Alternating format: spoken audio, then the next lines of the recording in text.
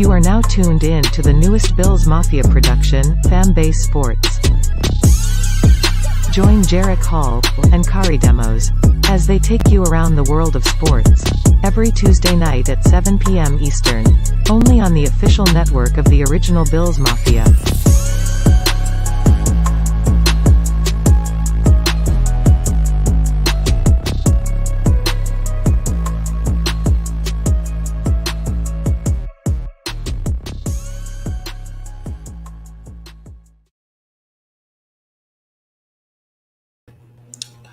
What is going on, sports world? Welcome back to Buffalo Fanbase Sports. My name is Jarek Hall, aka Jan716, and we are back here again with another live stream. And today we're going to talk more on the college football aspect. We're going to talk about, we're definitely going to be talking about some Oklahoma drama with Cale Gundy. We're going to talk about top 25 preseason polls, some college football trash talk. And if you guys can see right over there, I'm going to give you guys the opportunity for the link. Hit the link if you guys want to try to join up the panel, have a discussion.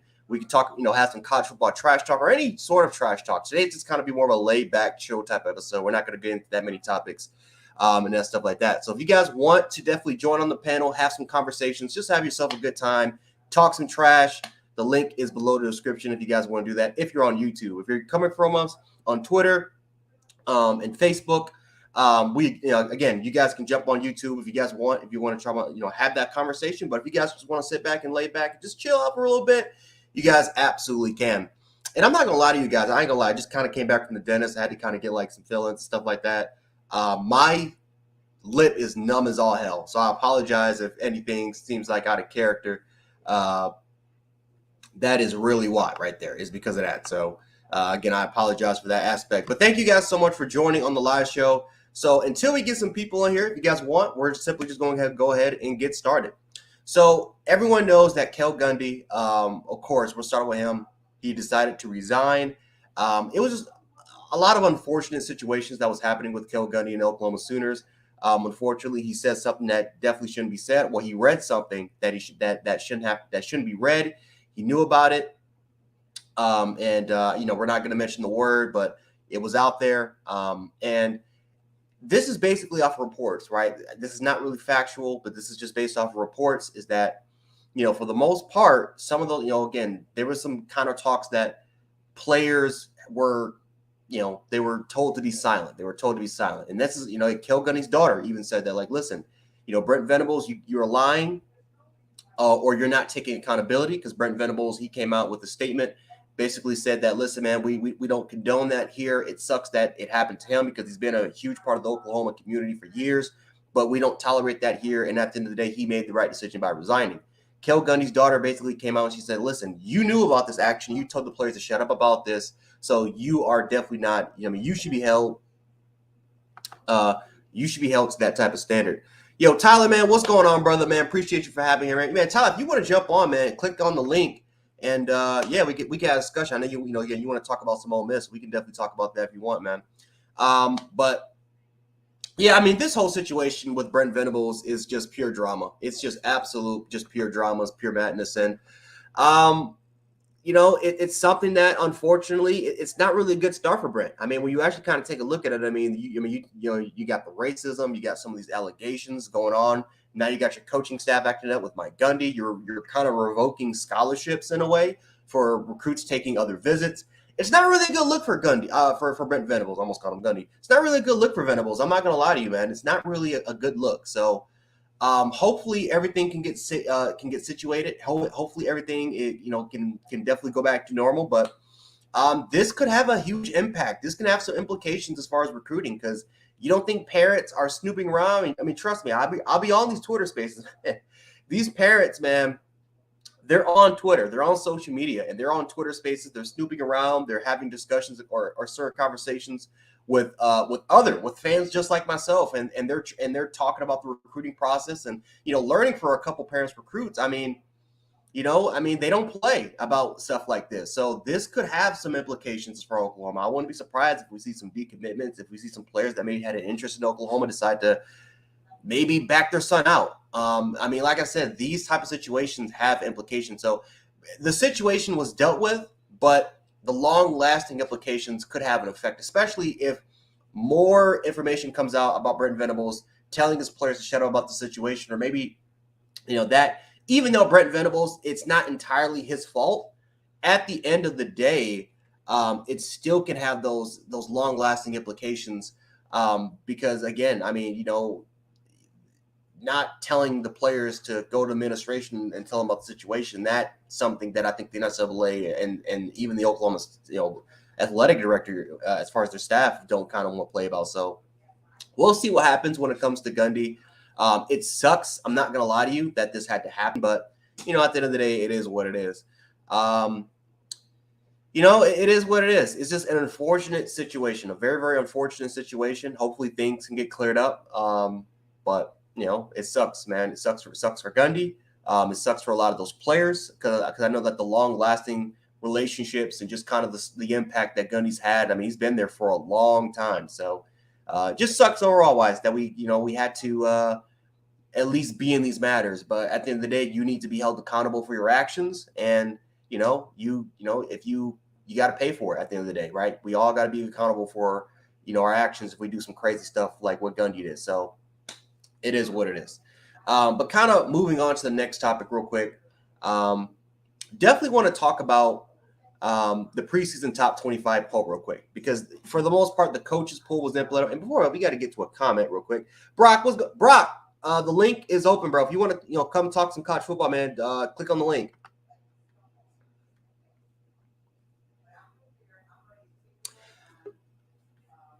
There he is. Yeah, man, Anthony, man, I agree, bro. It sucks, but it sucks for the situation that he's in. But at the end of the day, it is what it is, man. Like I said, his actions, you got to be held accountable for your actions at the end of the day. So, it is what it is when it comes to that, man. But Brock, bro, we got to talk about this top 25 poll, man. Yes, sir. Yes, sir. We got to get this poll. Yep. I kind of agree on it, but I don't know. I would have. I feel like I would have Clemson ahead of Georgia just because I don't know. They just lost so much, man. It's hard to put them in the top 3. You get what I'm saying? I mean, I'm not hating on them. They did a good job last year. Had a great defense, But to me, I just think Clemson is going to be better than them this year. Yeah, bro. It's like when I look at the Clemson Tigers, man, like their defense is fully stacked. Like that is a stacked defense. Yeah. For sure. Tyler Davis, Brian Bresee, Miles Murphy. I mean, Xavier Thomas, and a lot of those dudes are 5th year and 4th year players. Right. The linebacking core with Trent Simpson, that's going to be really, really great. But offensively, man, I mean, that's the question mark. The offensive line was not really good. The running game is great. I give the running game credit. That was the best part of their offense. But DJ Uiagalelei, and then you have to take a look at their backup quarterback, who's a true freshman coming out of Westlake in Texas. Is he going to be ready for the spotlight? Because remember, Trevor Lawrence, as many people hyped up Trevor Lawrence and as great as a freshman season he had, like a lot of people kind of forget that he struggled those first 4 games. He struggled those first 4 games. So it's going to be a transition, man. It's going to be a process. Well, I think it's going to boil down to DJ might get benched, and they might put Klubnik in because I don't know. I think DJ he may improve. You never know. I mean, it's possible that he has improved, but if he hasn't, Dabo's going to take him out of the game. That's for sure. Bro. Yeah. But let's see, who else was in the top 6? Alabama was 1. Who was 2? Ohio State was, right? Ohio State. Then it was Georgia. Then it was Clemson. Mm-hmm. Who was 5 and 6? I can't remember. Notre Dame, wasn't it? It was Notre Dame. Oh, so I got the polls right here. So so Notre Dame is actually behind Clemson. They're 5th. Wow. Yeah, they're 5th. I mean, I don't know much about Notre Dame. Notre Dame, they're going to be solid. Notre Dame is going to be solid for the most part. But I don't know if I would necessarily put them at 6. I can understand in a way though why they're there, because I think at the end of the day, looking at their schedule, looking at the talent level, and then they have a pretty solid coaching staff. That's easily going to be a 10-win football team. Easily going to be a 10-win football team. But yeah. you know, It's they're just a confidence playoffs and stuff like that. Like no, they're not going to go nowhere near that. See, Alabama has to earn theirs, man. It ain't no easy schedule. That's the problem. Yeah, because you're in the West. You're in the man, it's tough. That's why you seen a big difference when Alabama was healthy in the SEC championship. You seen Alabama like even they was down by 10 and still came back and like blew Georgia out there in the SEC championship. But I'm telling you, like, I'm hearing a lot. I just want to talk about this for a minute. Because I've been watching all the videos, all the fall camp, Nick Saban, Bill O'Brien, and I'll listen to all of them. And Coach Saban said that Tyler Harrell, he's hurt right now, is my understanding. He's hurt. He's not 100%. So I don't know. Did he come in from did he come off of an injury, from Louisville or something, or what? I mean, I guess that's the case. For Harrell? I mean, yeah. He came from Louisville. Yeah, I'm saying, he got injured there and then he came to Bama, right? No. So from what I heard, he wasn't really that hurt. It was just the fact that he just didn't really get his touches. I mean, remember he had like 29 catches for like 600 yards, but they rarely used him. They primarily used him as more of a deep threat weapon, but they didn't really use him that much as that primary. Right. Nick Saban said something like, kind of like he's not used to being at Alabama because he just transferred. Yeah. So it's going to give him time to get used to it. Yeah. So I hope everything goes well though. I was kind of worried about that because I was like, man, as good as a player he is, I hope he don't transfer, honestly. Yeah. But Jermaine Burton, Coach Saban said he was really he spoke highly of Jermaine. Jermaine looks good, man. I hope he stays healthy too. And then we got Shaz Preston. I saw him I kept trying to tell everyone Shaz is gonna be that dude.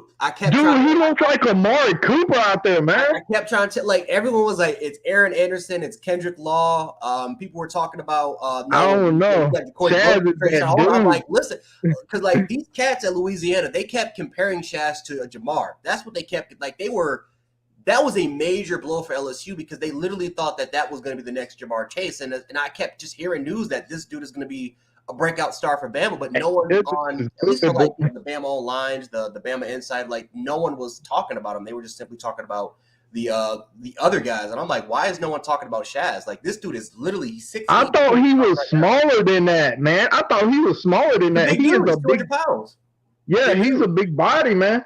He don't even need to gain any more weight. Shoot, he's ready. If you ask me. Yeah. And he's honestly, he looks like Amari Cooper, though. Yeah, he might look a little bit of Amari Cooper.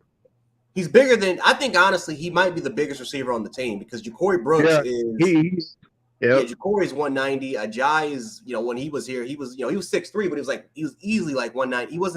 He was more tall, slim, but he wasn't like a slim built type of player. Like this dude is stocky built. So we miss that. We miss having these big receivers. Man, we need him out there for real. I hope he gets a little bit of playing time. I'm pretty sure he will. I think he might. Crimson, I don't think so, dog. I think this is it. I honestly believe that 2020 with the Thua Jones build, the Trey Sean, I think that's done, man. Like I honestly believe that those are going to be depth players for us. I just don't think they're ready. And maybe from a talent perspective, they're just not better. But I mean, again, Kobe Prentice, Kendrick, Anderson's hurt now. But now you got Shaz, and if Ja'Cory Brooks starts to step up to the plate, it's like, where do you have the room? I don't have it.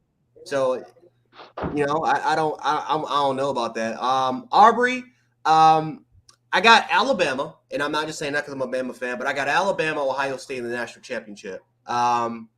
Georgia, I will have them third. I think Georgia will be a very, very close one. And then the fourth team I keep going back and forth with this because honestly I have no clue who's gonna be the fourth team. I have no clue. Like I've been trying to think about it. I've been trying to make some predictions about it. I have no clue. Some people are saying it's USC. I think USC is going to choke it. I think they're going to blow it. They'll still potentially win the West. I mean, potentially win the Pac-12. That's still a big opportunity. I just don't know though if they're going to be good enough to get there. I mean, it's possible, but there's question marks about their defense. I mean, I think there's some real question marks and concerns about their defense. And my boy Chris from the Horns Down podcast. I mean, again, he's a huge Oklahoma fan, and he's been studying, he's been watching Lincoln Riley for a long time. Lincoln Riley seems to kind of choke in these sort of situations, against teams that he should win against. And so I think from a coaching standpoint, there's a little bit of a worry that can this team that is full of a bunch of brand new players, are they going to be focused? Are they going to be ready to go? I'm just not really sure. So I think there literally is right now a general concern whether if USC is going to, again, not win the Pac-12, because I think that they could do it. I think the Pac-12 is a little bit weaker than what it was in previous years. I like UCLA. That could make that upset. I think Oregon is extremely talented, but I don't know, man. It's like, honestly, that the fourth team, I mean, I don't know. So that's why when I look at the polls, I can see Clemson. Like I generally could see Clemson be the fourth team because that defense is real, but that quarterback situation is so damn bad. I don't know. It's between Alabama and Clemson for the best defense this year. Yeah, I agree. I think, but I would have to take Alabama's defense because of Will Anderson, but of course I would take Alabama's defense. I'm a Bama fan, but I mean, Clemson, if they get the quarterback, situated, the problem, then they could be a really good team, like, because Clemson, them and Auburn is the only ones that can really give, Alabama a challenge. And Georgia just now starting to give Alabama a challenge, so yeah, I don't even really think Georgia. If they do make it the SEC championship, I think Bama's gonna kill them. I'm just saying. I think Alabama's gonna kill Georgia this year. Now they talk about Eric Gilbert, all these tight ends they got. Man, those tight ends, they can't do it all. Like. They want their tight ends to do it all. You know what I'm saying? That's crazy. I'll give Georgia this. Is because they don't necessarily need the 1,000-yard receivers. Like they've been fine with just rushing the football, like playing how Alabama used to play, which is just rushing the football with that pro-style offense, right? Physical offensive line. Have receivers that they're not going to get over 1,000 yards, but they're going to make those. They're going to make contributions. They're going to make plays when necessary. Oh yeah, no doubt. Yeah, and then they have to rely on their defense. I think the question for Georgia is this is going to be here where I think even though defensively they're going to be fine, that's still going to be a really good defense. At the end of the day, when you lost that much talent and now you have a lot of guys that weren't even a part of that rotation or maybe had a small part of that rotation, now you have to rely on those guys to really step up and take on that challenge as far as making that defense great. But I don't think their defense is going to hold nobody to 10 points again. That's what I was about to get into. That's exactly what I was about to get into because that offense has to step up, and now that offense has to be that 42, 43 point per game type of offense. Now that offense has to be 400, 500 yards. And again, I mean, a lot of Georgia fans will argue, well, we've always had a great defense, and under Kirby Smart, that's going to continue to be that way. Well, look at Alabama. There were times. I mean, Brock, you'll be the first one to say this, but how many years have we had the generalization that Bama's defense is going to be great year in and year out? And then when we have those years where the defense becomes a liability, we're like, what the hell is going on? Right. Well, at some point, talent does catch up with you. Experience and talent catches up with you at the end of the day. Yeah. And I'm telling you, I think Georgia may not take a big hit, but they're going to take some kind of hit because these guys are coming in with no experience. You know what I mean? Like, so it's gonna it's going to be some downfall to it, man. I mean, it's not going to be like an elite defense. They think it's going to be elite. How's it? I don't see it. Yeah, and I think, and what we mean by elite is having a top 5 defense, top 5,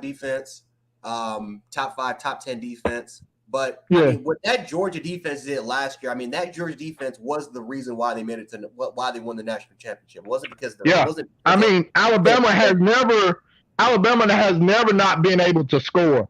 That was crazy. That's how good their defense was. But I don't see that happening this year. I don't see that happening. And so Terrence, Terrence has got to poke some fun. He's got to poke some fun, man. Listen, Terrence, we give y'all that. We give y'all that. Yeah, y'all won the game. Y'all won. Well, now we're on to next year. Fall camp has started. We're not worried about last season. Yeah, we're not talking about the last season. We're talking about this season. What y'all gonna do in 2022? Your defense ain't gonna be elite this year. Now when unexperienced, you don't got no experience on that defense except for Jalen. What's his name? Carter. Jalen Carter. Like Jalen Carter's gonna be a dog. That's for sure gonna be a top 5 pick next year. Yeah, he is. He's good. I haven't seen his highlights, but I seen him when he played against Alabama. He's good. But he's really good. He's not better than Will Anderson to me. Will Anderson's best. Somebody said Nolan Smith was better than Will Anderson the other day. I said, what? You crazy. This man had how many sacks? 17 and a half last year?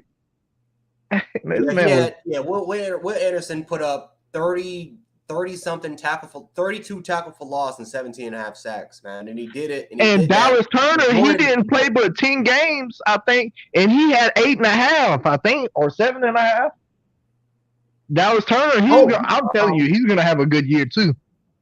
I'm trying to think, because Dallas played in the A&M game. That was the first but he didn't play a full season. Start. Yeah. So after that, then it was 7, 8, 9. Yeah, he played like 8. He played like 9. I think 8 or 9 games. Yep. And had that production. That's insane. But no, Will Anderson. Exactly. I mean, he did that on an injured ankle. He literally played on a hurt ankle and put up those type of statistics. Hey, if you ask me, he's going first round next year, no doubt. Him and Will. That could be. They're going first.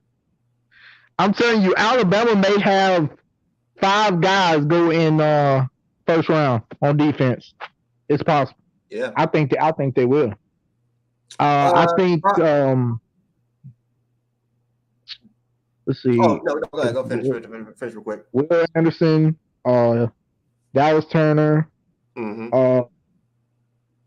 Wait, hold on. Is Eli Ricks? Ain't he? This is last year, right? Yeah, Dallas is not going until 2020 next year. Dallas is going next year, but it's all the draft eligible players that are projected to be first round picks right now is Jordan Battle. I don't know about Malachi Moore and Brian Branch. I think both those guys are going to go outside of it, but it's Jordan Battle, Anthony Steen, Jamar Gibbs, Bryce Young, Will Anderson, of course. Eli Ricks? Yeah, then Eli Ricks. And I think that's about it. The rest of it, I mean, you got the DeMarco Helms. You got the DeMarco Helms of the world. Then you got, you got the Malachis, the Brian Branches of the world. Alabama, if they do it right, I think that they will definitely get over 11 or 12 draft picks. They could potentially match Georgia's record or maybe break it. But they could. Alabama has a lot of draft eligible dudes that are projected to be drafted. So that's going to be fun. Yeah, it could be a really big year for Alabama football because, and like Jaheim Otis and all these guys that may see some play time this year. Mm-hmm. Like that dude, Jaheim Otis, we need to watch out for him, bro. Yeah. Jaheim Otis. And that's honestly what we need, man. We need 400 pounds. Yeah, Timothy Smith could break out. Man, but we need that big guy that can just stuff the trenches. I think that we've honestly been missing that for the last couple of years. We missed that big dude that could just stuff the trenches in the run department. Yeah. Wow. Yep. I missed that, man. Brock, let me ask you a question, man. What do you think about because Tyler talked about this, and a lot of Ohio State fans have kind of said the same thing, that if they can just generate a top 10, top 15-ish, top 20 defense, then that's going to get them to a national championship. What do you think about that? Yeah, I heard that the last few days people have been saying that. Yeah, I do, but I think the defense has to be better for Ohio State than last year, because last year Michigan ran the ball down y'all's throat, man. Michigan ran the ball down your throats. I know, like that was terrible.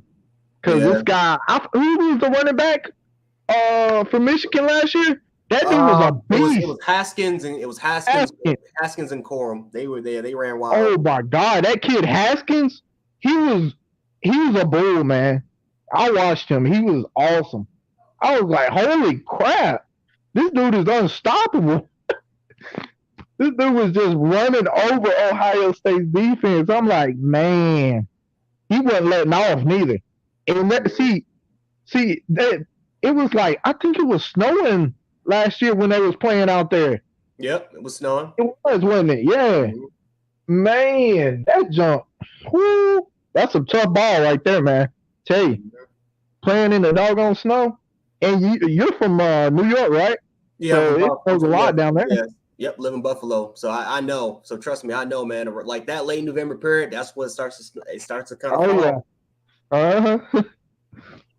So I'm not, So, Ohio State, I mean, they have all the capability in the world of, being tremendous. I mean, you look at their offensive firepower. I mean, they got a nice offensive line. Travion Henderson with Williams is going to be a nice running back duo.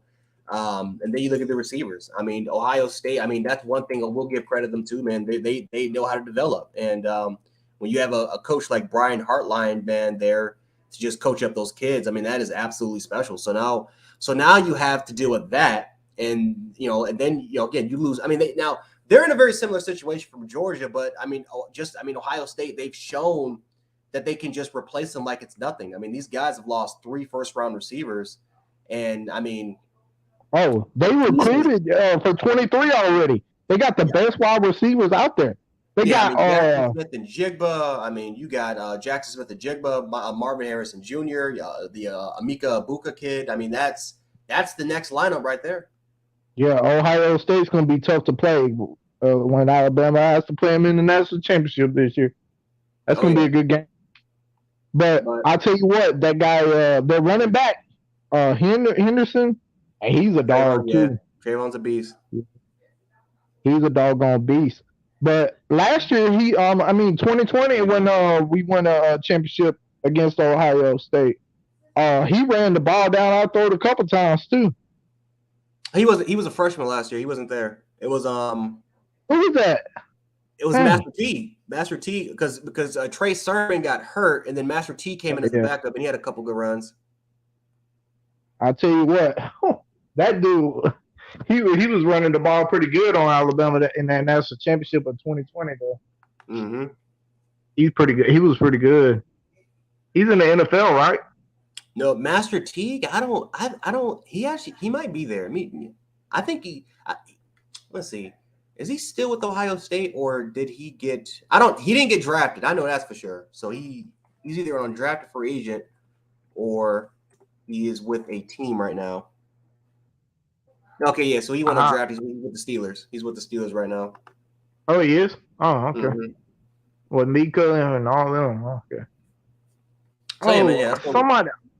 Somebody said Mika, because I be on Dog Nation, sometimes, and I'm that guy BA for Dog Nation.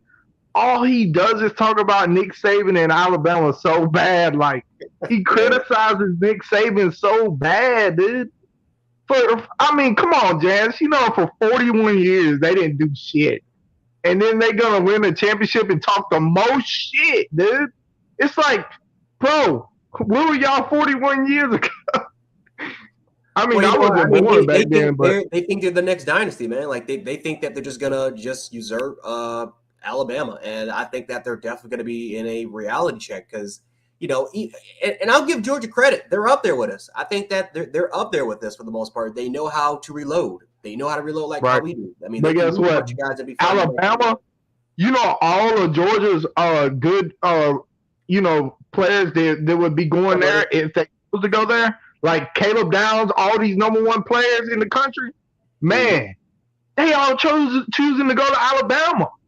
You know what I'm saying? They want to be coached by the best, and that's Nick Saban. That's just the way it is. And that's the thing what people don't understand.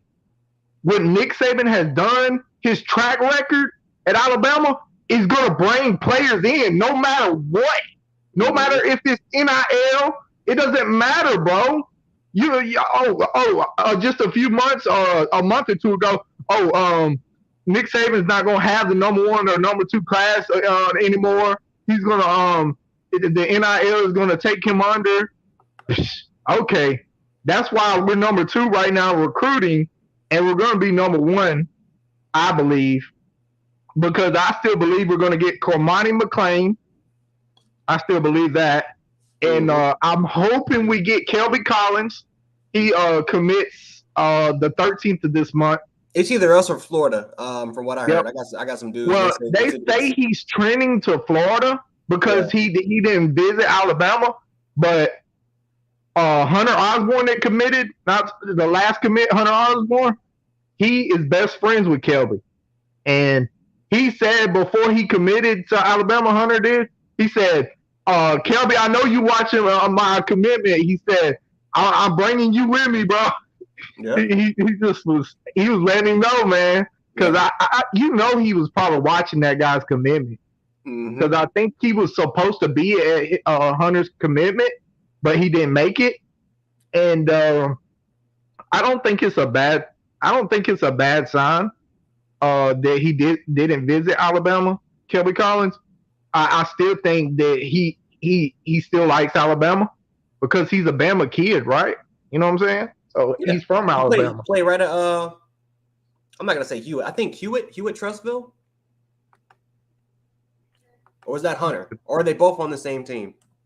Hunter, I think no. Kelby plays for he don't play for Hewitt Trustville. Kelby plays for another school in Alabama. I forgot the name of it. I have to go look at his picture. He had the name on his jersey. It's on Twitter, but I'm always on Twitter. Every time I see it. Yeah, Gardendale. Yeah, Gardendale. And see, I'm gonna tell you, Hunter Osborne, he's gonna be a beast. He's gonna be a beast, man. Hunter Osborne is pretty sick. I'll tell you, Miles McVay, he's committing the 11th of this month, which is Thursday, I think. Wednesday or Thursday, yeah. He's committing Miles McVay. He's from out of Missouri, out of St. Louis. I believe we'll get him. Get him. And they say that's some tough ball down there in Missouri, in St. Louis. They say they play tough down there. Yeah. In St. Louis. They said the program he came from, the high school he's from, they don't play. They're really good. That's the same high school Luther that's at Missouri. That's the same high school he went to. So that's a powerhouse over there. Yeah, he's an offensive lineman, I think. Is he? I think he is. Offensive tackle, offensive line. But he's committing, and then like all the guys like Cormani McClain and stuff, they're gonna wait till December, because they want to see how the season goes for Alabama and stuff. And I'm telling you, Alabama's going to get most of these players because they're going to have a successful season this year. But especially if they win the championship, we're not going to be like Georgia, get out recruited. You know what I'm saying? Because it's just not going to happen. But I mean, Georgia's still getting good players. They did get they didn't get Caleb Downs, but they got another guy, Aguero. What's his name? Yeah, Janelle Aguero. Yeah. He's the number 2 safety in the nation. But Caleb Downs, have you seen his highlights? Caleb's a dog, man. And he's going to be playing star. Like, he's going to be playing. Oh, he's starting. He's starting. Oh, He's starting. That dude has what it takes to play as a true freshman, especially because Man, again, he will hit you so doggone quick. He is fast too. and honestly, that's what we need next year. Because, like I said, I mean, depending on what happens, I mean, one of those guys, whether it's Moore, Branch, or maybe even both of them leave, but one of those guys is going to make that transition to safety, and that's where that star will be open, and we can slide. But whose spot do you think Caleb Downs would take? Brian Branch or what's his name? Malachi Moore. Yeah. I think this thing, let's say this, if Brian Branch, let's say, has a great year and he decides to make his decision to go to the NFL, then it's between Malachi and Caleb for that star that I believe that's what's going to happen. Of course, there's going to be other dudes, but I think it'll be Caleb, and I think it'll be a battle between those two. I think that Malachi will make that transition to safety because DeMarco Helms, technically it's not his last year. He can stay for another year if he wants. But if Helms is gone, that's where you can slide somebody to his spot. And I think that could be more, which I think that's honestly a better position than at star because he's more of a zone coverage type of dude than just simply just being a man coverage guy. He's a safety. He's not really a star or really a true outside corner or boundary or field corner. So right. I think that we can slide Caleb there. Moore can play the safety. Or take Jordan Battle's spot at that free spot, and then we can try to see what else is going on there. But I think that for a transitional year for the secondary, because I think that's going to happen for the safeties, Caleb Downs, I think is just he's going to be a starter for going in next year. Oh yeah, no doubt. And also, we got both of the running backs. We got Richard Young, and we got what's his name? You know, Ohio State fan. Like I said, Tyler, man, he's a big Ohio State fan. He'll be the first one to tell you, man. They really wanted him. Who? Talking about Richard Young or Caleb. Justice Payne? Oh, they wanted Justice too. Yeah, Justice was top 3. I didn't even know about that. It was just top 3. Did you know Justice? If he wouldn't have went to Alabama, he was going to Ohio State. He told it was top 3. It was top 3. Top 3 decision. Yep, and I'll tell you what, Richard Young. It took him a while. I kind of got irritated about that, but he made the decision and he chose Alabama. So I was like, oh, man, we got a 2-headed monster at Alabama in 2023 coming up. Mm-hmm. So I'm telling you, Alabama's not going nowhere. And anybody that thinks that is a lost I don't know what you want to call them, but I'm telling you, they lost because Alabama's not going nowhere. And Nick Saban ain't going nowhere no time soon neither. Georgia fans, man, look, you see it, man. Listen, my boy Terrence West, man, he out here. He say, listen, man, y'all gonna win another SC championship, man, but y'all ain't win that natty, man. That's gonna be Georgia. So, buddy. You know what they thinking. Yeah, they think, we're gonna get hurt. Our players are gonna get hurt again. Nah, that ain't gonna happen this year, buddy. That's the only, to me, bro, like, because of the SEC championship, what Alabama did to Georgia, what they did to y'all, what's his name, Terrence in the chat, whatever, bro, what Alabama did to Georgia in the SEC championship when they was healthy, mm-hmm. and the same defense, it doesn't matter. Like, I understand that they finally they brought a lot of pressure in that national championship. Because guess what? Bryce Young was going to throw that ball. I don't give a damn. And he still put the ball in their hands. They just didn't catch the ball, man. It's like, how do you not catch the ball? I mean, some throws that Bryce made, they were 50-50 balls, right? Mm-hmm. It's either at least go up and try to catch it. Like, yeah. I'm telling you, Bryce Young had both, I think, Nakobe Dean and one of the other guys on Georgia defense right in his face, and he threw it to Latu for a touchdown. And that's when we had the chance. We had the chance to win the game right there. And Bryce Young got pressured, and he threw a doggone interception to Keely Ringo. What's his name? Keely Ringo. And Ringo got dusted so many times, it was awful. That guy, They said he's a 5-star. I don't see it. I mean, when he played against Alabama's receivers, I didn't see no 5-star written on his chest. I'll tell you that. But I mean, if he's a 5-star and he was a freshman, I mean, maybe he'd be better this year. But I mean, I against Alabama, maybe against everybody else in the East or whatever on their regular schedule, he didn't play that good. He played like really good, but against Alabama's receivers, he got his ass whooped. Just saying. Yeah, no, but no, Georgia fans, I mean, for the most part, no, they have the right to be excited. I mean, I get it because I mean, literally, we were like that.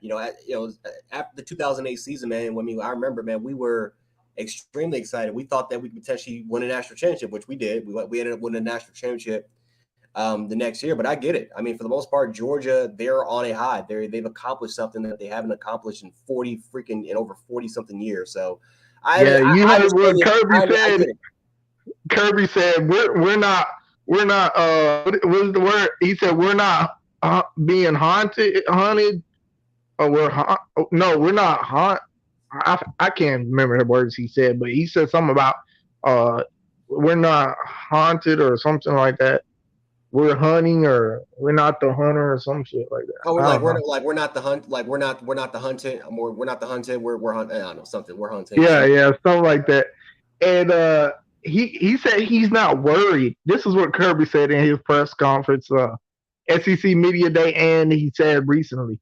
And he said that he's not worried about replacing what has all the guys that left. He's not worried about that.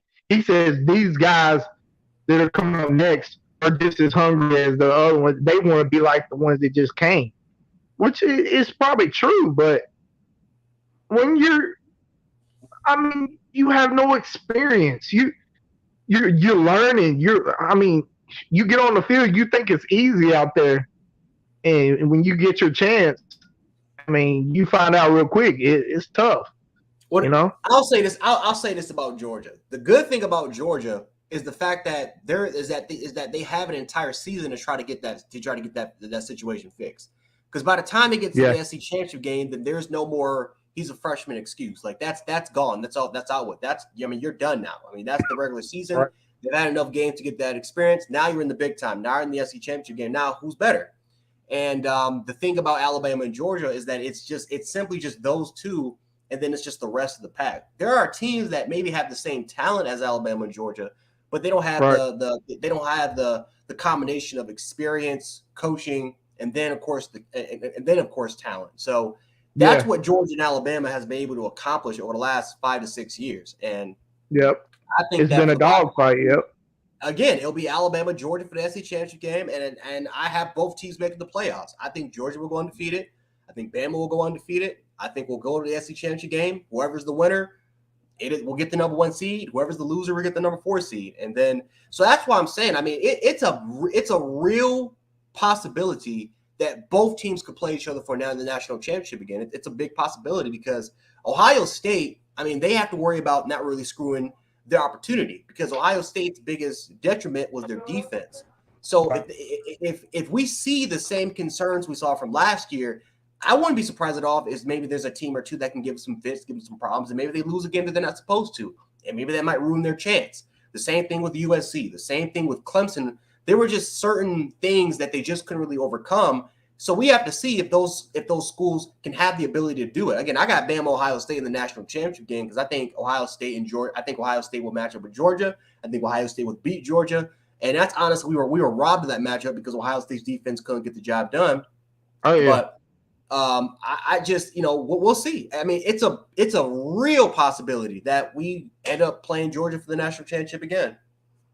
I mean, yeah, but I mean, like a lot of these sports centers or whatever.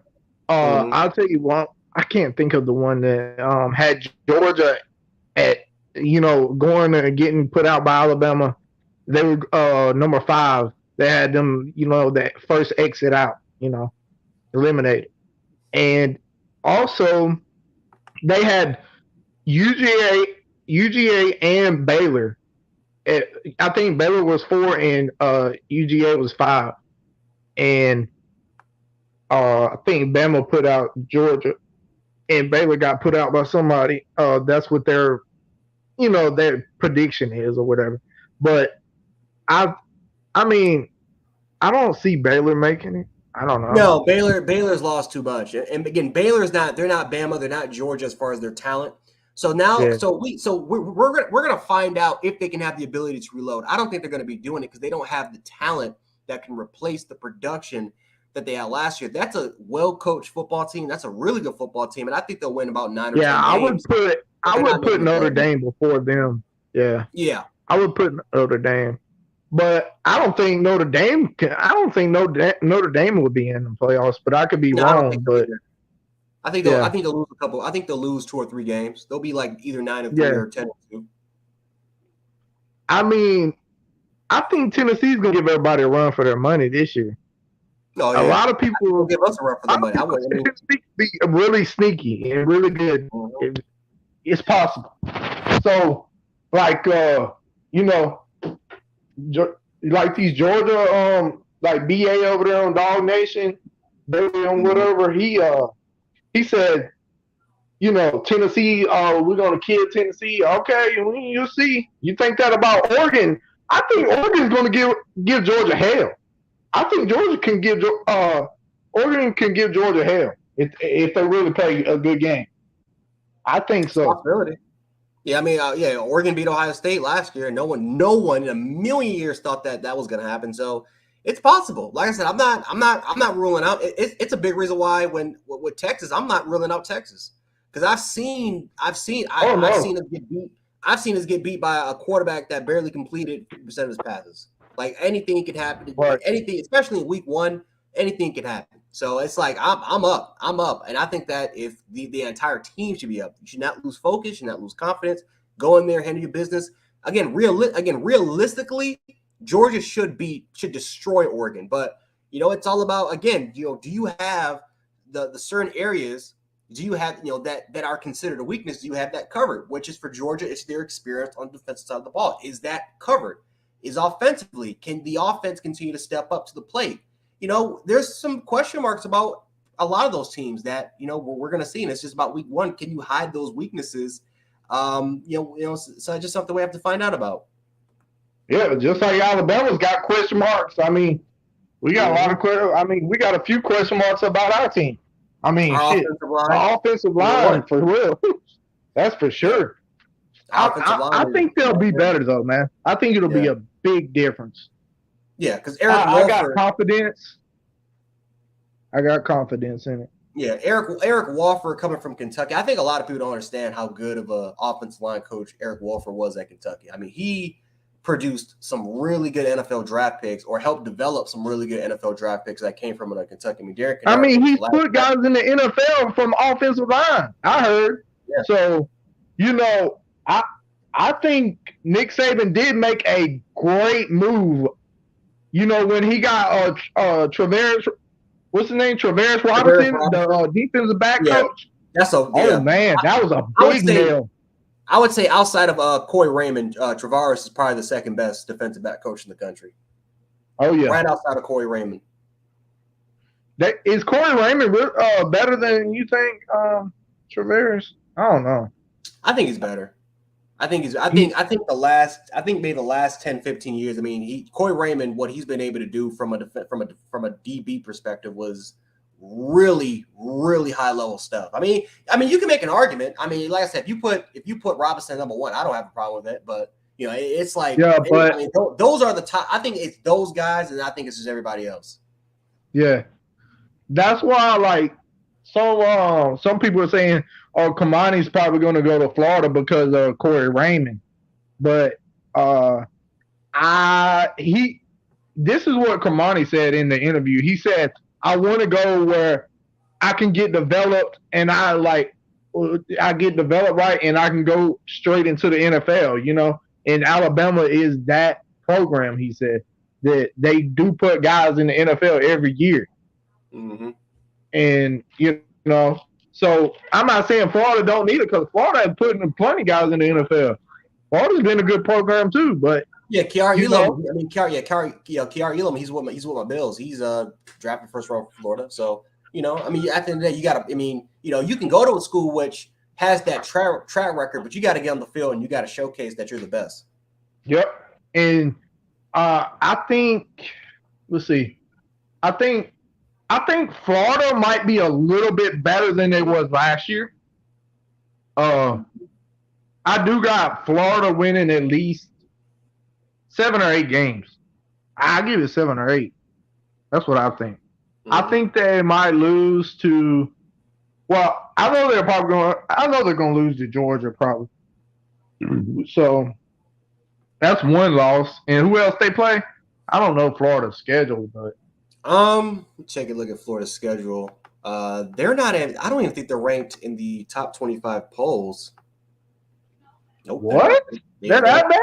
Yeah, they're not ranked in the top 25. Yeah, a lot of people think that Florida is not going to be they're not going to be a good team. Now, I mean, Dan Mullen really messed up that program. I mean, he really messed up that program up. I mean, left it a hot ass mess.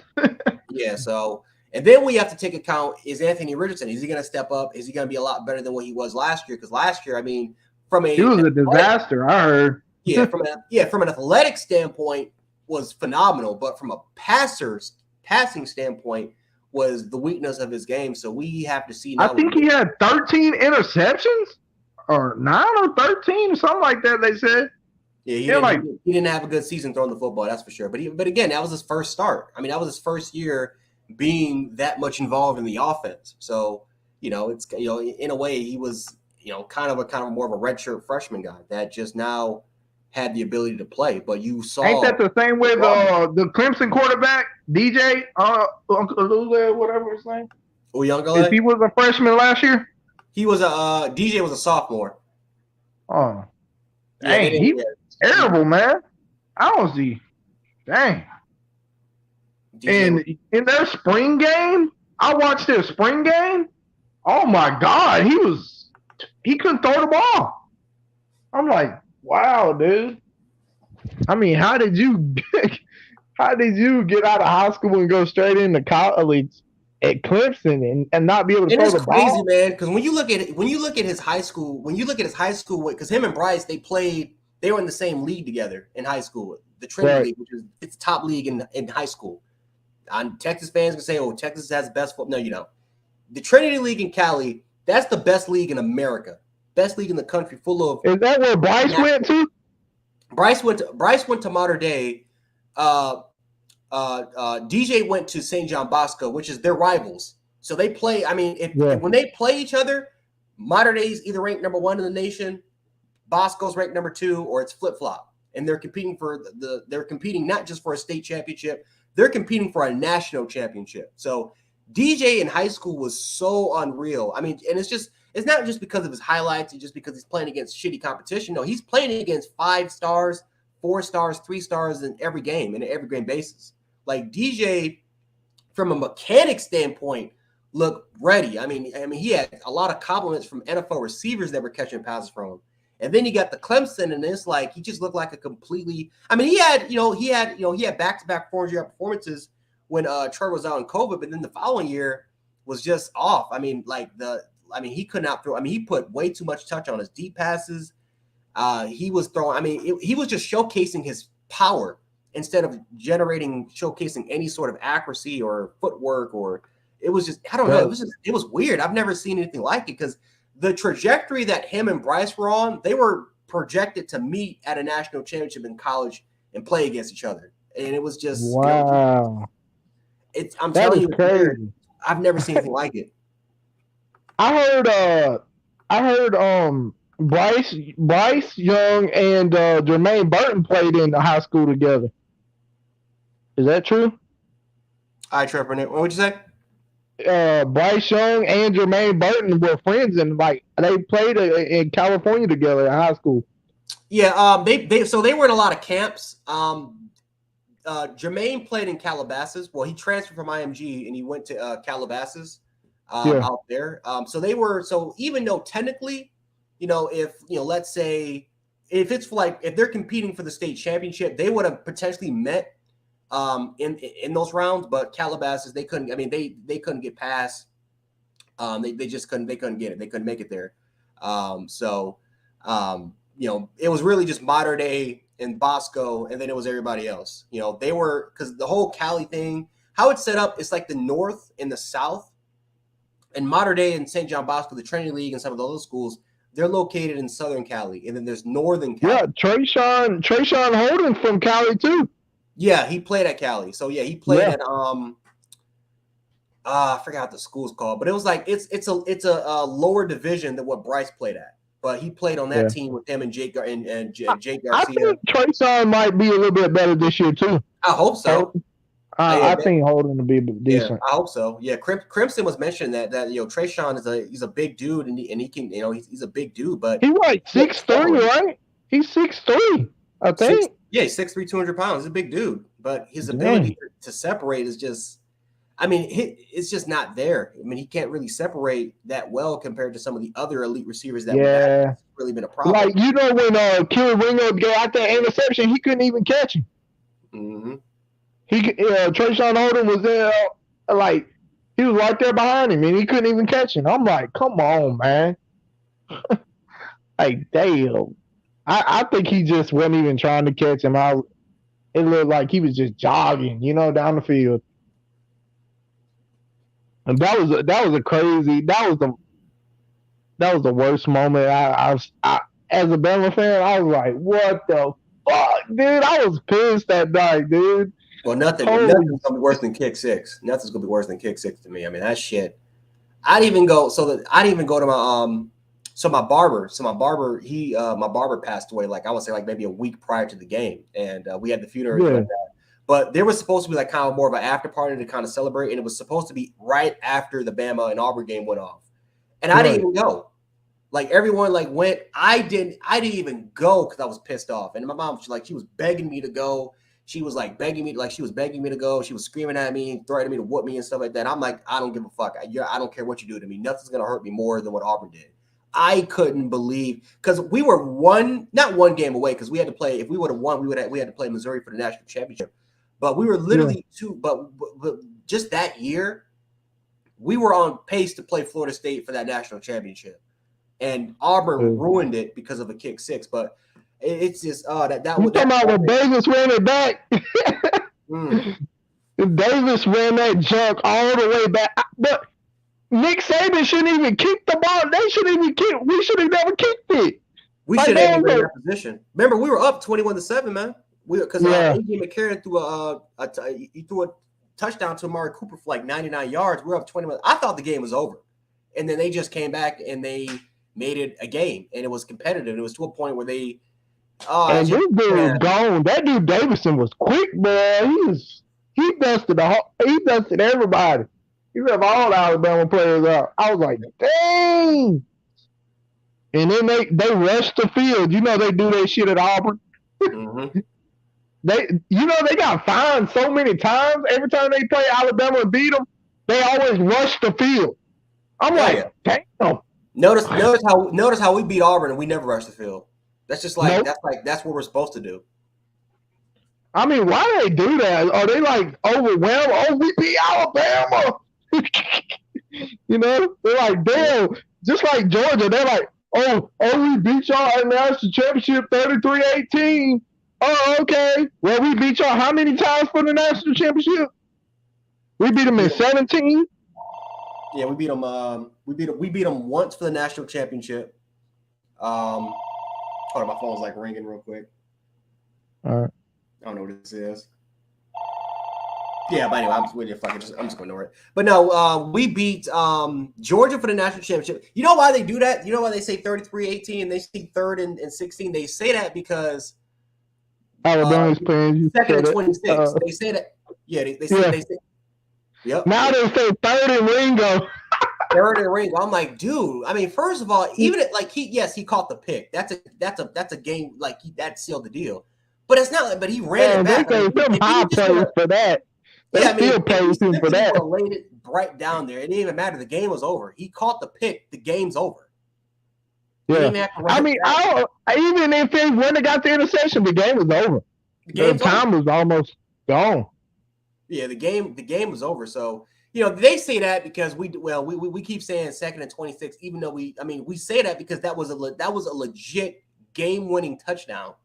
It wasn't that like no Yeah. Vince Young where he scrambled and it was like what, maybe 15, 16 seconds left. Dude, Tua got. I remember Tua got sacked, and it was 2nd and 26 in overtime. And he. How many times have you seen an overtime game in that? How many times have you ever seen an overtime game in a national championship? And a bomb throw downfield for the win. For the win. That's why we say 2nd and 26, because that was an overtime, and that was something. Who would have ever thought that Tua was made history, man. Touchdown on 2nd and 26 in overtime? And I'm telling you, like Devontae Smith, he was gone, man. That kid, wasn't he a freshman that year? Yeah, he's a freshman. Oh my God, that dude was gone. I don't know if it was a busted coverage, but he was gone. No, it was just there. So for the I forgot who their quarterback was, but he never rode Devontae Smith out of bounds. I mean, he simply just let him go. He didn't even touch him. It was Devontae Smith literally ran a streak. It wasn't even touched. Yeah, but he's fast. Devontae quick, man. That man was. When we won the national championship in 2020, this man was making ridiculous catches at the goal line. Yep. I'm talking about he could get up and get the ball, man. We need receivers like that at Alabama. And that's why I'm excited for Shaz Preston, because I think Shaz could be that player. I think Shaz could be that dude. I think, and again, whether it's him, whether it's Kobe Prentice, whether it's Isaiah Bond, whether it's Kendrick Law, whether it's Anderson, I think one of those dudes as freshmen is going to step up to the plate, because we're going to need that. Like the job is not secure. What do you think about Isaiah Bond? They say he's the fastest freshman Alabama's got. Yeah, he's extremely fast, but we need to see his ability we need to see his route running. Like, how was his route tree? Right? How is his route tree? Can he have the ability to separate, right? After ball after the catch, what is his ability to do there? I mean, there's a lot of question marks we're gonna have to see. So, he's wearing the same number as Waddle did, number 17. Yep. So we're gonna see. They're expecting him to be another Waddle. Yeah, one of those dudes has to step up. That's why, again, I look at 2020. Theo Jones-Bell. I don't even think he's out. Trayshawn definitely no. Javon Baker. I mean, even though I know he's back, he should have just stayed in Kentucky. But honestly, but he's here. I don't think he's going to get that chance. I legit think one of those freshmen is going to step up to the plate. And who you don't think is going to get a chance? Who? No. Wait, what you say? You said who I don't think is going to get a chance? Yeah. Who did you just say? I missed it. I said one of those freshmen is going to have that opportunity. One of them is going to step up and take. It's going to be Shaz. I'm saying Shaz. I think it's Shaz too. I've been saying it's Shaz since he signed. I was more excited about Shaz on signing day than any. I mean, Shaz and Jeremiah Alexander were the two guys I was just excited about the most. Because I'm like, these two guys.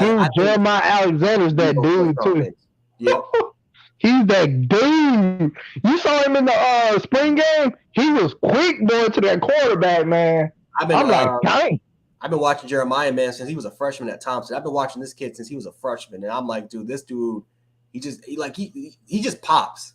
Like, there's a lot of dudes that dominate high school, and I'm like, okay, this dude. If he plays at the collegiate level, this is going to be a first round pick. Like, I've been high on this kid since he was a freshman. So, I think he's gonna see a lot of play time. Yeah, I believe. I think him. Let's see who else is out there. We got Dallas Turner. Oh, Chris Braswell. He's good Braswell, too. Yep, 5-star. Yeah. And I think Nick Saban and them, they're trying to get a package where Dallas Turner, Will Anderson, and Chris Braswell, come in all together. Mm-hmm. Like not every play, but like, every now and then they run a 3-man, 3 linebackers. Yep. I think that would be sick. Yeah. I think Chris Braswell, man, he was on the Touchdown Alabama, the Stephen A. Smith. Yeah. Mm-hmm. And he said, and they had Dallas Turner on there one day, and they didn't have Will Anderson on there, but they had Dallas Turner and Chris Boswell on there. And Chris Boswell said, just wait till the season starts. He said, this defense, he said, we coming with it this year. Oh yeah. You heard Pete Golden, man. He said, listen, man, we got the trophy, man, and we put it in the cafeteria. We put that trophy in the cafeteria just to kind of like. They have to look at that every day. They look at that shit. I didn't even know there was a second place trophy. I didn't even know there was a trophy for second place for losing the national championship. I didn't even know that. And me neither. I was like, what? I'm like, wait a minute, what? They actually give you a second place trophy? I didn't know that at all. Not even till you just said it. Shit. I didn't know that at all, man. I'm like, what? A second place trophy? It's called a participation. Participation trophy. That's insane. I'm like, dude, that's got to be so embarrassing to just get a second. I wonder how it looks, man. I bet it's pretty small. I bet it ain't no big. Oh yeah, it ain't bigger than a CFP trophy. I can tell you that. Man, I ain't never seen one. I don't know why I never seen one. I've seen a lot of national championship trophies, the gold ones, but I ain't seen that one yet. But I think this season, we're gonna beat the shit out of Utah State. I think that's guaranteed. I mean, no one is ever doubting that. I think Utah State. They are pretty decent though for their conference or whatever. Yeah, in the Mountain West, that's a decent football team. Yeah, I think they won 10 games last year and only lost like 2 or 3. Team. But they not Bama built, man. They're gonna get shit beat out of them. I think like Jermaine Burton or Tyler, they're just gonna run. Bryce is gonna air that sucker out, man. Just, it's gonna be easy. Yeah, Alabama's gonna run, but Texas. Now the only threat Texas has is Bijan Robinson, their running back. I'll say the receiving core too. They got a Well, Worthy. Worthy, he's pretty damn good. Yeah, watch out for Worthy. Mm-hmm. Xavier Worthy is his name.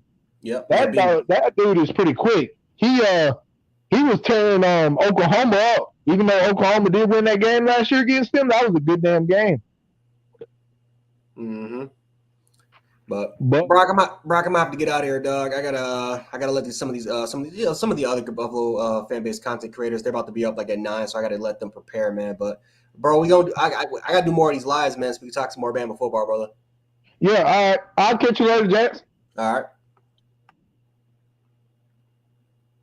right, man. All right, guys. Appreciate you guys so much for stopping by the live stream, man. Like I said, just again, Kyrie for the most part, for those who are wondering, couldn't make it, so it was simply with just me today. So yeah, for the most part, just interacting with some of the fans. A lot of those guys came from the Gen Sports side, so we definitely appreciate those guys so much for stopping by and showing love. But yeah, guys, we got other people that have to kind of make their content. So definitely make sure to follow Buffalo Fan Base. Check them out. Really, really good content creators. We're actually doing a major project called the Mafia Minute, which has been pretty fun, which I'm actually going to start working on now.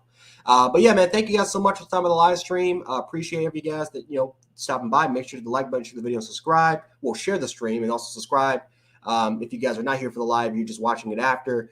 And yeah, I'm gonna catch you guys on the next one. So yeah, guys, this is Gent Sports, and I will catch you guys next week, Tuesday, 7:00, same time, 7:00, p.m. Eastern Standard Time. If you're on the West Coast, 4 p.m. And then of course Eastern Standard, not Eastern Standard, but if you're on the Central Time, that is when it's 6:00. So make sure to stop by then. But yeah, man, appreciate everyone for stopping by. Tyler, Brock, got productions, Crimson Brave. You guys know you are. Terrence West, even as a Georgia fan. We appreciate you guys so much stopping by, man. And yeah, we'll catch you guys on the next one. Peace.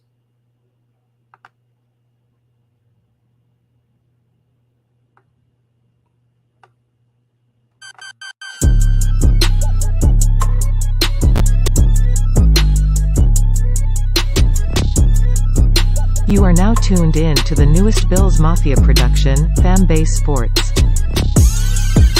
Join Jarek Hall and Kari Demos as they take you around the world of sports every Tuesday night at 7 p.m. Eastern, only on the official network of the original Bills Mafia.